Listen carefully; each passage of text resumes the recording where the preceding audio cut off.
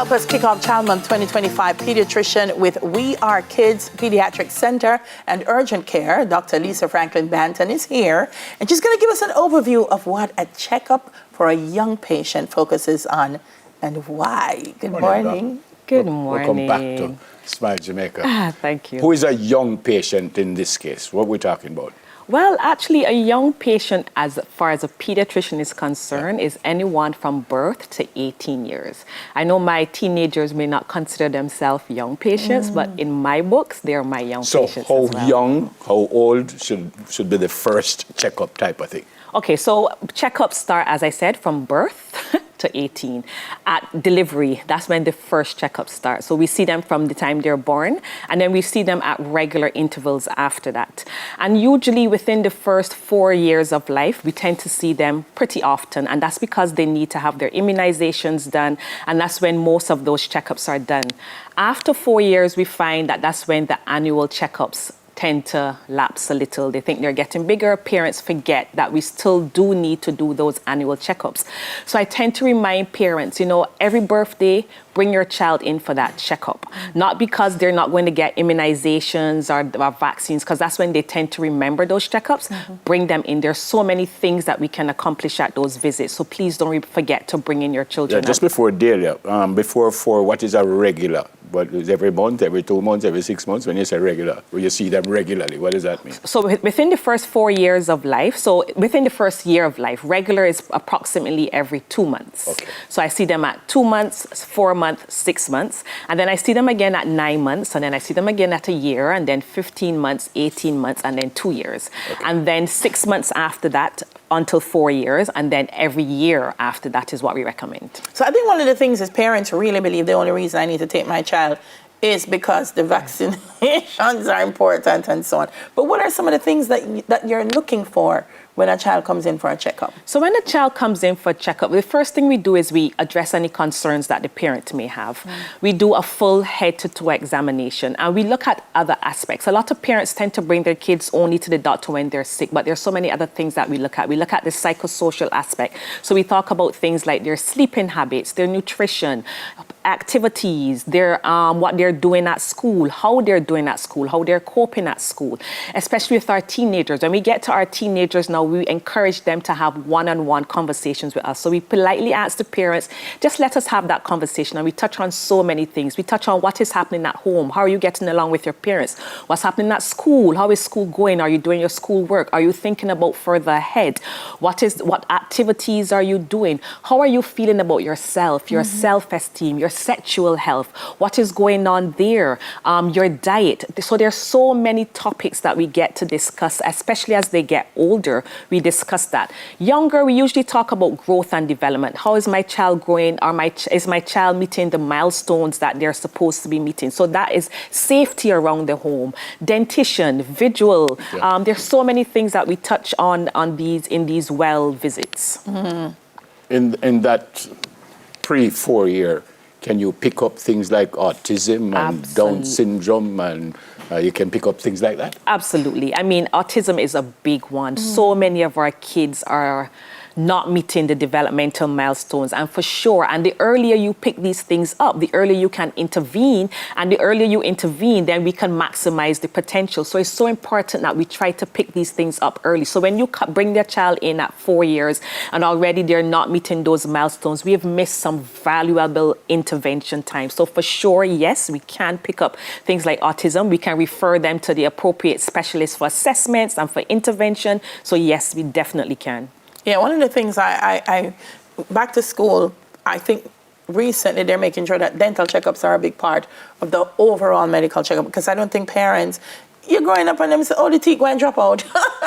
but how important is that kind of the entirety of health, mental health as well for kids? It's a big thing. Mental health is such a big thing. So the two things that I'm seeing in my practice are teenagers, they're suffering, so they're cutting, and parents aren't realizing these things. So the teens, they're so good at hiding these things. But as pediatricians, we know what to look out for. So I know where to look for these cuts. And when I see them, I pull them aside and say, tell me about this. And it just comes out. Does mommy and daddy know? No, mommy and daddy doesn't know. Are you getting help? No, I'm not not getting help, well, we need to get you some help. So then I can then refer them to the appropriate services.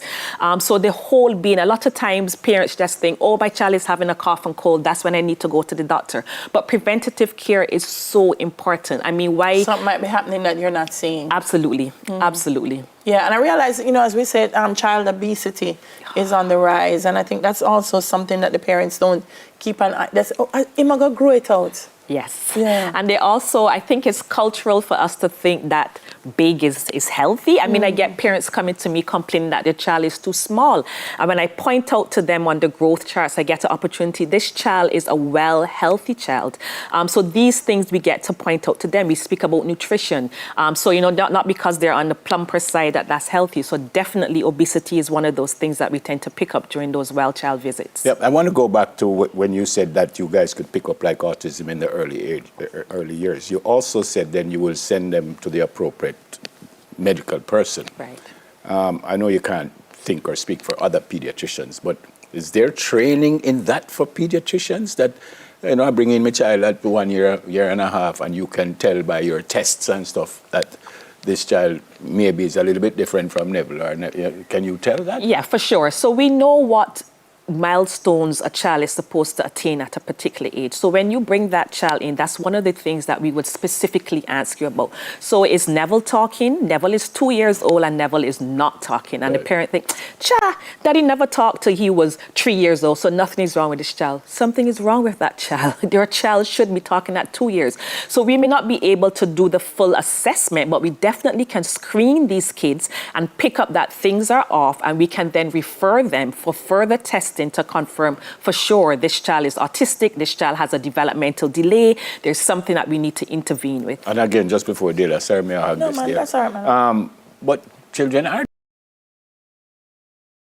that really and truly don't speak till 2.5, 3, and there's nothing wrong with them? For sure, for sure. So there's also a range. Okay. So there's some kids who may speak at 6 months, which is unusual. And there's some kids who may speak at 3 years or 2 years, and there's nothing wrong with that child. But then there are also other things happening that would make me say, okay, this is not just an isolated case of not speaking or an isolated case of, so the behaviors, I get to watch that child interacting in office. That child isn't making eye contact with me. That child is oblivious that I am there. That's not right. Along with the fact that the child is not speaking, I need to have this investigated. Something else is wrong. Okay. Yeah, I wonder if it's a sensitive thing. There's a former colleague of mine, based on the advice he gave his son about, private areas and so on. When his son went to the pediatrician, they had to call him because when the pediatrician tried to examine him, he went into a rage and said, my father said nobody is to touch me.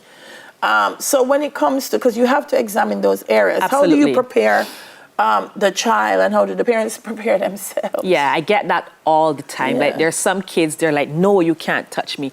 And I try to explain to them that in order for me to see everything that's going on, I have to examine them from head to toe. I try to be as discreet as possible. So I allow them to show me, I allow them to touch and show me. And I also explain to them, not because I'm a doctor, it's okay for me to violate their privacy and just touch, but there are going to be some situations that they're going to feel uncomfortable. You and I know that sometimes we go to the doctor and we have to do some things that are uncomfortable, and they have to get used to that as well. So I just explain to them, and if anything happens that is totally uncomfortable, have a conversation. And I always have the parents in the room. So the parent, I say, mommy's here. I've asked mommy permission to examine you from head to toe. And mommy knows that I'm not doing anything to hurt you. Not because I'm Dr. Lisa, it means that I can do exactly. Because then you can come and say, oh, I'm Dr. Dahlia, and do something that's inappropriate. So I also have that conversation with them because that's very important. Yep. I know you wouldn't have any numbers for this, and I'm not even asking you for that, but how are we with our children, the ones that you see? For the most part, everybody seems to be all right and stuff, or are you finding out stuff that mommy and daddy just absolutely didn't know that this was going on? Yeah, I mean, I wouldn't say that the numbers are, but definitely there are some instances that I find out a lot of things that parents may not be aware of. Something as simple as kids needed to have glasses. We do visual screenings as part of our well child visit. And when I do it, I'm like, this child isn't seeing. I'm like, Mommy, didn't you realize that this child isn't seeing? No. And true enough, when they go to the ophthalmologist, the next time I see them, the child is wearing glasses. So it definitely does pick up a lot of things. And as I spoke to before, in my teenagers, there are some things that you're really picking up. A lot of them are cutting, a lot of them are mental health, they're suffering, and the parents are totally oblivious to that. Beautifully explained. Where are you? So I'm at Manor Center. So I have two offices. We are Kids Paediatric Center. I'm at 195 Constant Spring Manor Center. I recently opened an urgent care. So that's We Are Kids Urgent Care, and that's at 218 Mountain View Avenue. And you can find me on Instagram, We Are Kids GA. Yep. I was trying to figure out, listening to you, how I went mix Barbados and Jamaica together.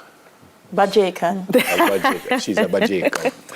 Good to see you as always. Thank you. Thank you so much for having me. Yeah, man. Pediatrician with We Are Kids Pediatric Center and Urgent Care, Dr. Lisa Franklin-Banton, who is from Barbados. 10 minutes to your health. We'll do it again next Thursday.